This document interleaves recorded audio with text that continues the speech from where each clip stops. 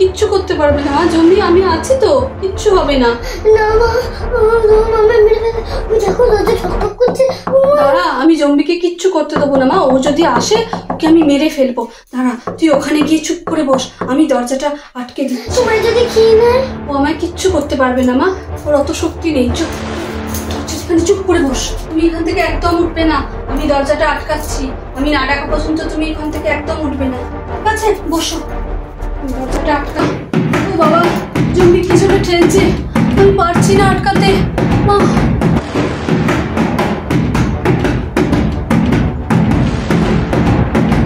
পারছি না, পারছি না। ও বাবা, জম্বিটা কি জোরে ঠেলছে।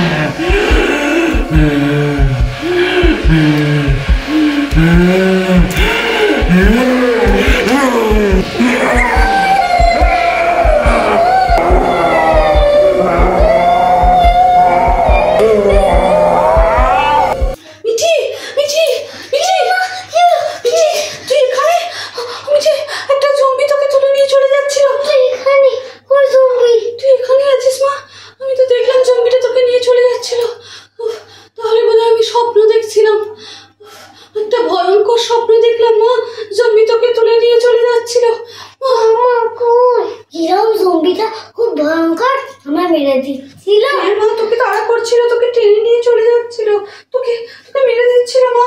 আমি তো তোকে তার থেকে বাঁচিয়ে নিয়ে এসেছি মা, বাঁচিয়ে নিয়ে এসেছি। আমরা মায়েরা সবসময় সন্তানের কথা চিন্তা করি, আমিও তার ব্যতিক্রম নই। আমরা ঘুমের মাঝখানেও নিরাপদে নিশ্চিন্তে ঘুমোতে পারি না, ভাবি যে কখন কি বিপদ ঘটে যায়। আর বাচ্চা মেয়েদের কথা তো কিছু বলার নেই, এই বয়সটা এতটাই ওরা ছোট যে ওরা না কিছু ঠিকমতো বুঝতে পারে না কিছু বলতে পারে। তাই সবসময় মেয়ের মায়েরা এই যুগে ভাবে যে আমার বাচ্চার সাথে কখন বোধহয় কিছু খারাপ ঘটে যাচ্ছে। যদিও আমার এই ভিডিওটা কাল্পনিক, কিন্তু বলে কয়ে সবসময় বিপদ আসে না।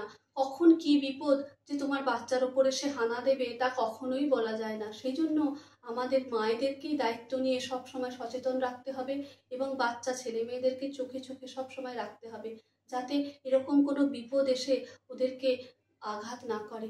আমি সব মাকে বলবো এইভাবেই সচেতন থাকতে এবং বাচ্চাদের ওপর লক্ষ্য রাখতে।